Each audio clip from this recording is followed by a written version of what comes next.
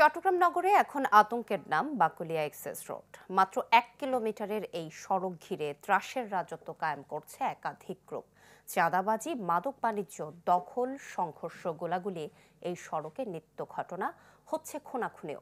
অভিযোগ, ত্রাসে জড়িতদের বেশিরভাগই বিএনপির সাথে সম্পৃক্ত। রনি দত্তের রিপোর্ট, ছবি তুলেছেন আবু জাহেদ।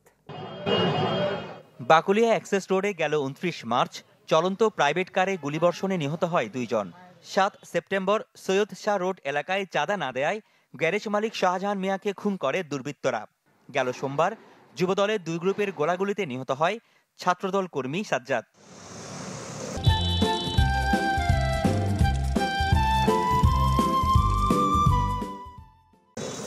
চট্টগ্রাম নগরে এখন আতঙ্কের নাম বাকলিয়া অ্যাক্সেস রোড। চাঁদাবাজি, মাদক বাণিজ্য, দখল, ছিনতাই, অস্ত্রের মহড়ার পাশাপাশি আধিপত্য বিস্তারে সংঘর্ষ, গোলাগুলি এই সড়কে নিত্য ঘটনা।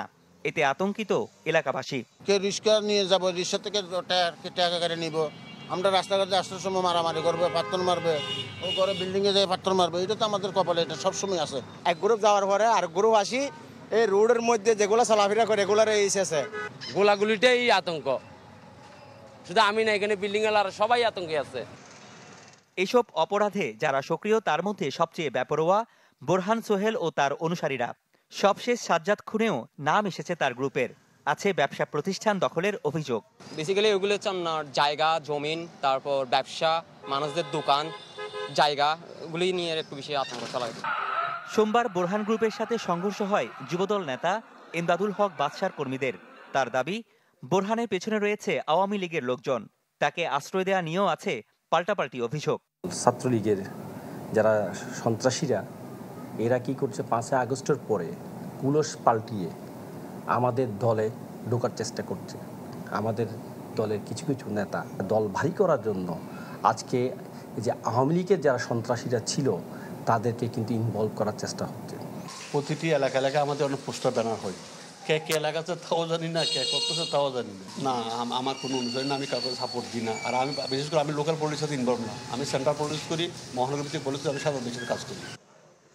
অভিযোগ, বাকলিয়ায় ত্রাসে জড়িতদের বেশিরভাগই বিএনপির সাথে সম্পৃক্ত। যদিও এদের বিরুদ্ধে দলের শক্ত অবস্থানের কথা বলছেন নেতারা। আমরা এই যে হত্যাকাণ্ড হয়েছে, যে করে থাকুক না কেন, যিনি হত্যাকাণ্ডের শিকার হয়েছে বা মৃত্যুবরণ করেছে, আমরা এবার মহানগর বিএনপি থেকে তদন্ত কমিটি করব। তদন্ত কমিটি করে সত্যিকার অর্থে কে দোষী সে তাদের বিরুদ্ধে আমরা প্রয়োজনীয় ব্যবস্থা প্রশাসনিকভাবে আমাদের রাজনৈতিকভাবে আমরা এটা নেব।